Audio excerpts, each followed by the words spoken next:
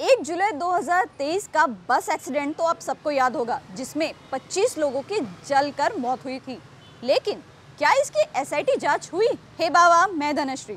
Vidarbha travels की बस में सफर कर रहे 33 लोगों में से 25 लोगों को तो बचने का मौका भी नहीं मिला और बाकी 8 लोग बस से निकलने में कामयाब हुए, जिनमें बस चालक, क्लीनर और 6 पैसेंजर शामिल थे। इतना ही नहीं, इस बार विधानसभा में भी इसका मुद्दा उठाया गया।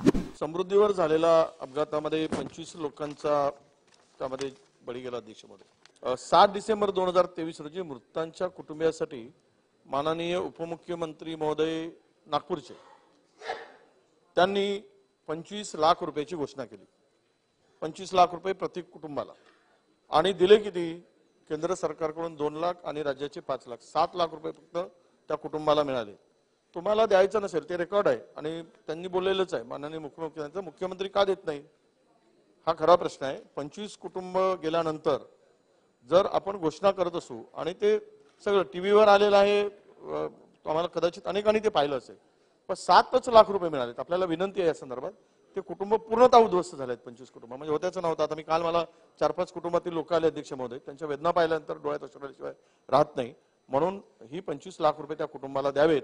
अब विषय ये है कि 17 जनवरी 2024 को नागपुर के पत्रकार भवन में विक्टिम्स के रिलेटिव्स द्वारा एक प्रेस कॉन्फ्रेंस ली गई, जिनमें उन्होंने कहा है कि उनको 25 लाख का मुआवजा मिलना था, जो कि नहीं मिला और साथ ही इसकी एसआईटी जांच भी नहीं हुई। या अपघाताला 6.5 महिन्याचा कालावधी लोटलेला आहे। 6.5 महिन्याचा कालावधी लोटत असताना तत्कालीन त्यावेळेस जे नेते होते मुख्यमंत्री पदावर आणि वर्धा जिल्हा पालकमंत्री पदावर या राज्याचे उपमुख्यमंत्री माननीय नामदार देवेंद्रजी फडणवीस साहेब यांनी त्यावेळेस घोषणा केली होती की प्रत्येक पीडित परिवारांना 25 लाख रुपयाचा मुआवजा देणार आणि या घटनेसाठी जबाबदार असणारी जे काही यंत्रणा आहे त्याच्यावर कारवाई करणार आणि चौकशी करणार म्हणून। परंतु 6.5 महिने झाल्यानंतरही अद्यापही कोणत्याही पद्धतीची अंमलबजावणी त्या घोषणेची झालेली नाही आणि याला अनुसरून मागच्या 42 दिवसापासून 25 लोकांचे जे 20 परिवार आहेत ते वर्धाच्या जिल्हाधिकारी कार्यालयाजवळ साखळी उपोषण स्वरूपामध्ये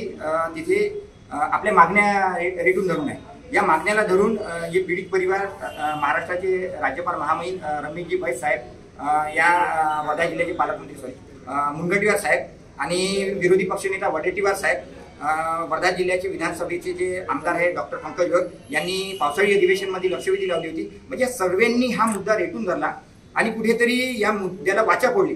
वाचा फोडल्याच्या नंतरही शासन प्रशासनाने अद्यापही 1 सेकंदही पाऊल पुढे सरकवलेलं नाहीये।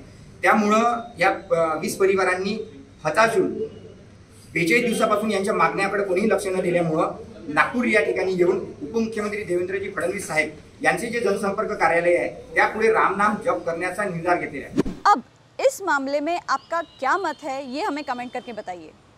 स्टे ट्यून्ड टू हे बाबा। Hey Bawa, like, share and follow for more updates.